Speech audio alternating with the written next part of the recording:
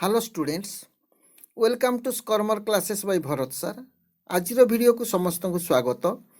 आज वीडियो में plus two second year political science Bharat रे संघीय व्यवस्था विषय केते गुड़े तीन निर्दिष्ट प्रश्न देखिबा। एक नंबर देखिबा ऐकिक राष्ट्र वैशिष्ट्य। ताले ऐकिक राष्ट्र कौन देखिबा आगे। ऐकिक राष्ट्र वैशिष्ट्य रे प्रथम देखिबा ऐकिक राष्ट्र कौन, जो राष्ट्र रे समस्त शासन क्षमता गोटे केंद्र सरकार हस्तर अर्पण कराई ताको ऐकिक राष्ट्र कहा जाए। ताले हमें कौन जानिले, जो राष्ट्र रे समस्त शासन क्षमता गोटे केंद्र सरकार हस्तर अर्पण कराई ताको ऐकिक राष्ट्र कहा जाए। ऐकिक राष्ट्र रे केंद्र सरकार हाथ में समस्त क्षमता रही थाए। ताले क्षमतार केंद्रीकरण, एक राष्ट्र एक सरकार, शक्तिशाली केंद्र सरकार, समग्र देश रे एक प्रकार आईन, एकक नागरिकता आदि ऐकिक राष्ट्र वैशिष्ट्य। ताले जो राष्ट्र समस्त शासन क्षमता गोटे केंद्र सरकार को हस्तर अर्पण कराई ताहाको ऐकिक राष्ट्र कहा जाए। शासन समस्त शासन क्षमता केंद्र सरकार को हस्तर रही ताको कहा ऐकिक राष्ट्र।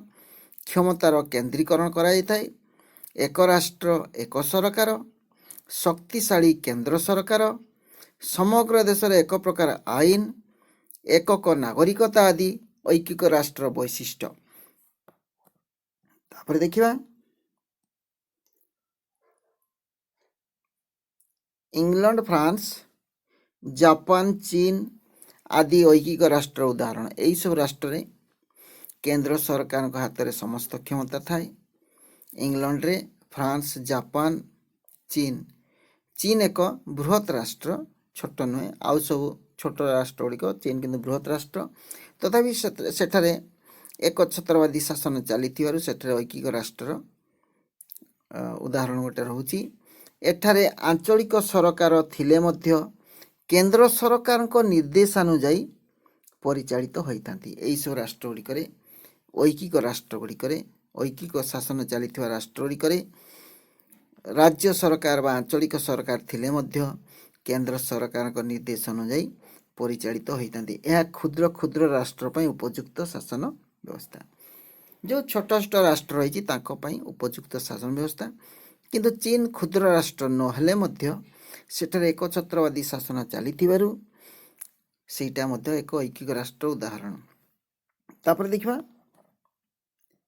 2 नंबर प्रश्न देखिबा। 2 नंबर प्रश्न संघीय राष्ट्र। संघीय राष्ट्र कौन बा संघीय राष्ट्र वैशिष्ट्य देखिबा। जो राष्ट्र रे एक लिखित संविधान केंद्र और राज्य सरकार को मध्य रे शासन क्षमता को बंटन करा जाई ताहाको एक स्वाधीन और निरपेक्ष न्यायालय द्वारा सुरक्षित कराई थाए ताहाको संघीय राष्ट्र कहा जाए। जो राष्ट्र रे एक लिखित संविधान द्वारा, ताले एठारे तीनोटी स्तंभ रहिला, गोटे हला केंद्र सरकार, आउ राज्य सरकार, आउ सेमानंकर अधिकार को सुरक्षित करिथाई एक निरपेक्ष न्यायालय। ताले तीनोटी बॉडी रहउची केंद्र सरकार, राज्य सरकार आउ निरपेक्ष न्यायालय। ताले जो राष्ट्र रे एक लिखित संविधान द्वारा केंद्र और राज्य सरकार मध्य रे शासन क्षमता को बंटन करा जाई ताहाको एक स्वाधीन और निरपेक्ष न्यायालय द्वारा सुरक्षित करा जाई थाए ताहाको संघीय राष्ट्र कहा जाए। ताले एठारे शासन क्षमतार बंटन केंद्र और राज्य सरकार बा द्वैत सरकार, एठे शासन क्षमतार बंटन होता है। केंद्र और राज्य सरकार एपरी दुईटी सरकार था द्वैत सरकार कहा जाए। लिखित और अनमनीय संविधान, एठारे संविधान लिखित थाए, संविधान को लिखित भाव रखाई थाए। लिखित और अनमनीय संविधान ताकू कहा जाउची। आउ स्वाधीन और निरपेक्ष न्यायालय, एठारे एक स्वाधीन और निरपेक्ष न्यायालय रही थाए। द्विसदनीय व्यवस्थापिका संविधान प्राधान्य, ताले संविधान रे व्यवस्थापिका द्विसदनीय होता दुईटी सभा थाए संविधान व पार्लियामेंट रे। आउ द्वैत नागरिकता प्रथा राष्ट्रीय कौन प्रथा संघीय राष्ट्र लक्षण मान अटे ताले संघीय राष्ट्र द्वैत नागरिकता रही है। द्वैत नागरिकता कहले जड़े व्यक्ति से देशर नागरिक होइथिले से केंद्र सरकार नागरिक होता राज्य सरकार नागरिक होता तेणु द्वैत नागरिकता कहूँ ताले शासन क्षमतार बंटन होता है। ये केंद्र और राज्य सरकार बा द्वैत सरकार यहाँ कहुच्छी केंद्र और राज्य सरकार अर्थात दुईटी सरकार तेणु द्वैत सरकार कहुच्छी लिखित और अनमनीय संविधान। लिखित अनमनीय कहले ताको परिवर्तन कराई परिबनी संविधान को। स्वाधीन और निरपेक्ष न्यायालय निरपेक्ष न्यायालय स्वाधीन निरपेक्ष न्यायालय न्यायालय स्वाधीन निरपेक्ष होता है। द्विसदनीय व्यवस्थापिका संविधान प्राधान्य आउ कौन आमर व्यवस्थापिका अच्छी द्विसदनीय अर्थात दुईटी सभा थाए आमका इंडिया अच्छी लोकसभा राज्यसभा रही व्यवस्थापिका बा पार्लियामेंट रे तेणु यही टाइप संविधान प्राधान्य रही है। द्वैत नागरिकता कहले जड़े नागरिक सी राज्य सरकार आ केंद्र सरकार नागरिक होता तेणु द्वैत नागरिकता कहुच्छी संघीय राष्ट्र एगुड़िक सब लक्षण यह दुई प्रकार ताले संघीय राष्ट्र दुई प्रकार कौन कौन देखिबा यथा दुई प्रकार कौन कौन एक रहा केंद्राभिमुखी राष्ट्र संघ केंद्राभिमुखी राष्ट्र संघ और विकेंद्रीभिमुखी बा केंद्र अपसारी राष्ट्र संघ भी कहुए। केंद्राभिमुखी राष्ट्र संघ और विकेंद्रीभिमुखी बा केंद्र अपसारी राष्ट्र संघ संघीय व्यवस्था बृहत राष्ट्र पर उपयुक्त ताले जो संघीय व्यवस्था रही है बड़ बड़ राष्ट्र बा बृहत राष्ट्र पर उपयुक्त होता है। बर्तमान देखा 3 नंबर प्रश्न देखा कौन अच्छी 3 रोचे केंद्राभिमुखी राष्ट्र संघ केंद्र आम कि समय पढ़ते केंद्राभिमुखी राष्ट्र संघ ताल केंद्राभिमुखी राष्ट्र संघ कौन जेतेबेले केतेक सामग्रिक उद्देश्य को दृष्टि रखी छोट छोट राष्ट्र माने सेमानकर क्षमता को केतेकांश प्रदान करी गोटे केंद्र सरकार गठन करी एक राष्ट्र संघ परिणत होती ताकू केंद्राभिमुखी राष्ट्र संघ निजर सुविधा पाई केते गुड़िए छोट छोट राष्ट्र सेमानकर क्षमता को केतेकांश प्रदान करिथांती केंद्र सरकार गठन पाई केंद्र सरकार गोटे गठन करिथांती और ताकू समस्त क्षमता से किसी परिमाण क्षमता प्रदान करिथांती ताकू कही केंद्राभिमुखी राष्ट्र संघ ताले जेतेबेले केतेक सामग्रिक उद्देश्य को दृष्टि रखी छोट छोट राष्ट्र माने सेमानकर क्षमता को केतेकांश प्रदान करी गोटे केंद्र सरकार गठन करी एक राष्ट्र संघ परिणत होती ताकू केंद्राभिमुखी राष्ट्र संघ कहुए। निजर क्षमता को किछि परिमाण रे केंद्र सरकार को हस्तर से अर्पण करथांती एवं समस्ते मिसिकरी केंद्र सरकार को अधीन रे राज्य शासन करथांती। एठारे केंद्र सरकार गठन पछरे चुक्ति बा सहमति होता है गोटे चुक्ति होता है केंद्र सरकार सहित मिसला बेले बा गोटे सहमति होता है आ एठारे राज्य सरकार अपेक्षा केंद्र सरकार शक्तिशाली केंद्राभिमुखी राष्ट्र संघ रे कौन होची राज्य सरकार पाखरु केंद्र सरकार शक्तिशाली युक्तराष्ट्र अमेरिका स्विट्जरलैंड ऑस्ट्रेलिया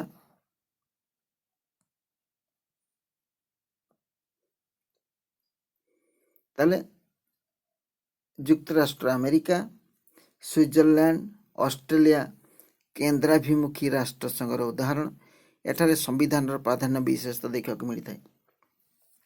एठारे संविधान प्राधान्य संविधान अनुसार सुशासन चलता है ताले उदाहरण है युक्तराष्ट्र अमेरिका ये गोटे केंद्राभिमुखी राष्ट्र संघ स्विट्जरलैंड आ ऑस्ट्रेलिया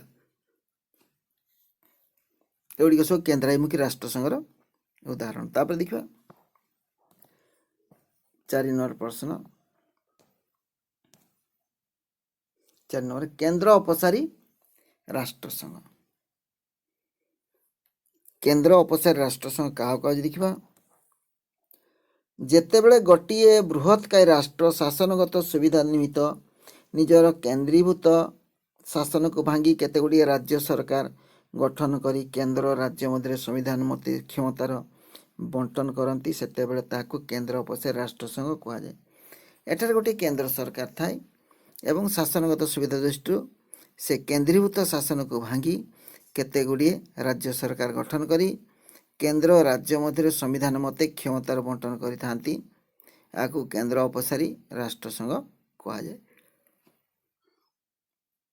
केन्द्र सरकार केन्द्र अपसारी कह केन्द्र सरकार भांगी राज्य गठन कराई ताले जेतेबेले गोटे बृहत्काय राष्ट्र शासनगत सुविधा निमित्त केन्द्रीभूत शासन को भांगी केतेगुड़िए राज्य सरकार गठन करी केन्द्र और राज्य मध्य संविधान मते क्षमतार बंटन करती सेतेबेले ताकू केन्द्र अपसारी राष्ट्रसंघ कहा जाए। एठारे संविधान केन्द्र और राज्य सरकार मध्य एठारे संविधान केन्द्र और राज्य सरकार मध्य ही क्षमता बंटन करिथाए। क्षमतार विकेन्द्रीकरण यही राष्ट्र वैशिष्ट्य क्षमतार विकेन्द्रीकरण होची राष्ट्र वैशिष्ट्य। भारत कानाडा यही प्रकार राष्ट्रसंघ भारत ताले गोटे केन्द्र अपसारी राष्ट्रसंघ भारत कानाडा यही प्रकार राष्ट्रसंघ यही प्रकार राष्ट्रसंघ रे क्षमतार विकेन्द्रीकरण को प्राधान्य दिया जाउथिबारु क्षमतार अनेक उत्स यही प्रकार राष्ट्रसंघ रे यही प्रकार क्षमतार विकेन्द्रीकरण को प्राधान्य दिया जाउ नथिबारु क्षमतार अनेक उत्स सृष्टि होता है एवं अनेक व्यक्ति क्षमतार अंशीदार होता एठी क्षमतार विकेन्द्रीकरण पाई प्राधान्य दिया जाए नहीं एठी कौन करा जाए क्षमतार अपसारण करा जाए तेणु अनेक क्षमतार अनेक उत्स सृष्टि होता है एवं अनेक व्यक्ति क्षमतार अंशीदार होता तब देखा 5 नंबर प्रश्न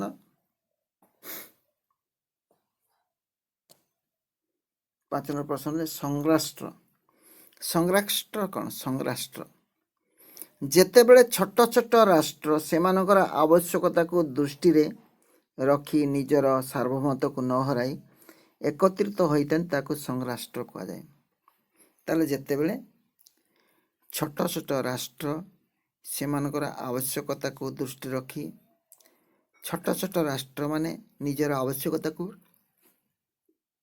दृष्टि रखी निजर सार्वभौमत्व को न हराई एकत्रित होता संराष्ट्र कहा जाए। एटी छोट छोट राष्ट्र माने एकत्रित होता किंतु निजर सार्वभौमत्व को से हरई न था संराष्ट्र कहा जाए। संराष्ट्र सार्वभौम राष्ट्र मान द्वारा चुक्ति द्वारा सृष्टि होता है। ताले संराष्ट्र होची कौन सार्वभौम राष्ट्र मान द्वारा चुक्ति द्वारा सृष्टि होता है। अन्य अर्थरे कहले आंतर्जातिक चुक्ति बल सार्वभौम राष्ट्र माने संराष्ट्र सदस्य हो पारती। ताले कौन कहला ना आंतर्जातिक चुक्ति बल सार्वभौम राष्ट्र माने संराष्ट्र सदस्य होता सदस्य राष्ट्र मानकर प्रतिरक्षा को सुदृढ़ करने और अर्थनैतिक विकास करने संराष्ट्र लक्ष्य। ताले कौन लक्ष्य सदस्य राष्ट्र मानकर प्रतिरक्षा को सुदृढ़ करने शत्रुक्रमण रक्षा करने एवं अर्थनैतिक विकास करने संराष्ट्र लक्ष्य। संराष्ट्र सदस्य राष्ट्र जेको समय बाहर जापर तेणु संराष्ट्र को सार्वभौम राष्ट्र मानकर हुगुड़ा संगठन कह जाए। ताले संराष्ट्र है सार्वभौम राष्ट्र मानकर हुगुड़ा संगठन निरा मन रख। बर्तमान प्रायतः संराष्ट्र पृथ्वी रे देखा जाऊ नहीं पृथ्वी प्राय शासन आउ नहीं। नेक्स्ट देखिबा